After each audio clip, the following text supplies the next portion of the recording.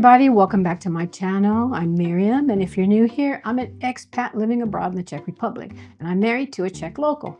And I'm just figuring out life one weird thing at a time.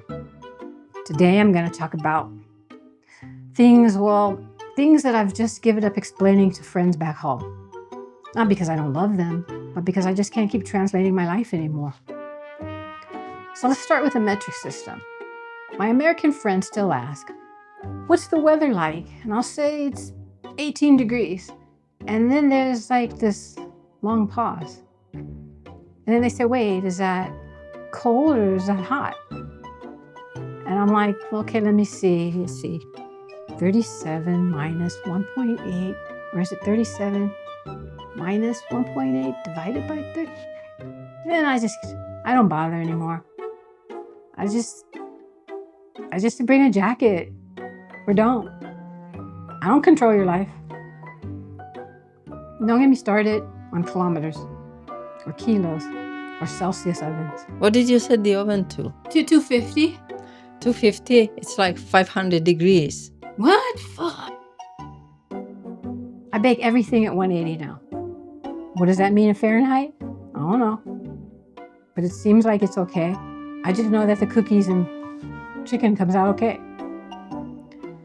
This one thing always makes people gasp. I don't have a dryer. Yes, I still do laundry. No, I haven't joined a medieval reenactment group. I use this amazing invention called a drying rack.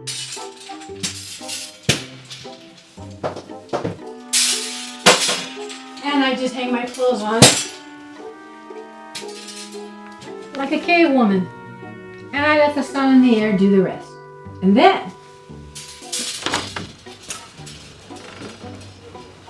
I have to try to drag it outside like this and make room.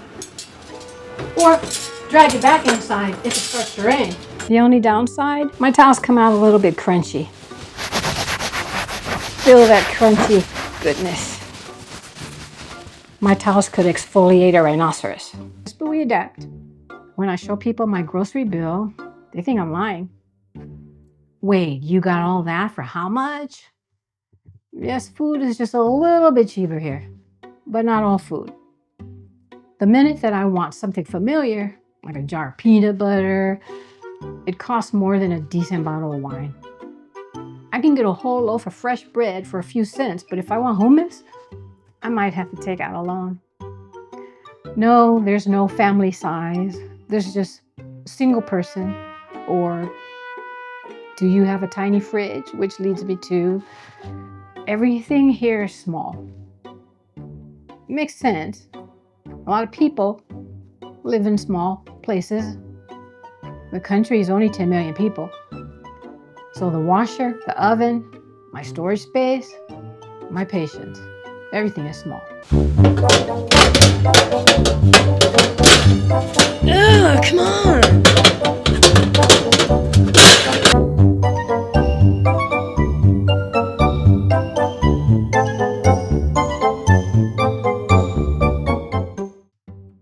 You can't shop for 2 weeks at once unless you're trying to do this Tetris level talent of putting things away somewhere and forget buying things in bulk like I used to do. There's just no room for it anymore.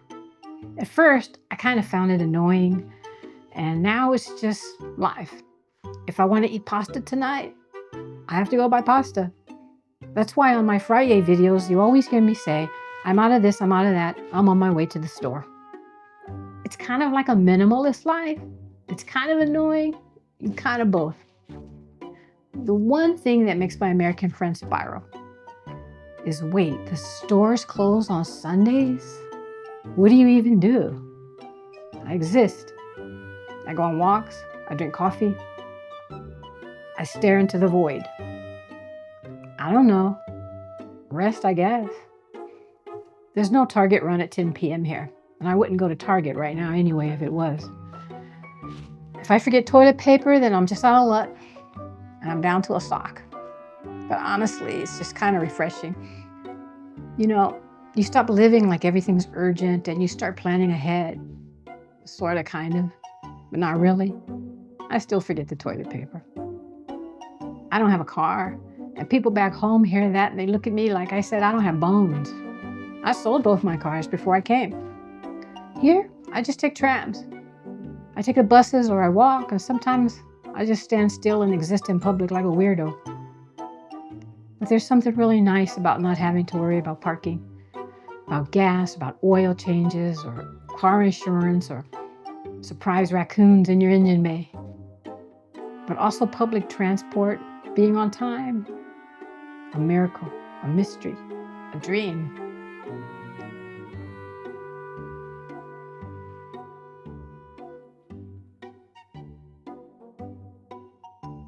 I used to think slippers were for grandpas and hotel spas. But now if you walk into our house with your shoes on, we're going to judge you silently. Or not so silently. Where I live now, it's slippers or bare feet. Shoes are for the outside world where the dirt and the chaos lives. Friends back home still ask, wait, you actually make people take their shoes off? Yes, we do. Because we like clean floors, warm toes, and knowing that we haven't tracked half the city into our living room. It's called character development. Sometimes I forget English words now. It's not that I don't know them. My brain just took them out back behind the barn and kind of replaced them.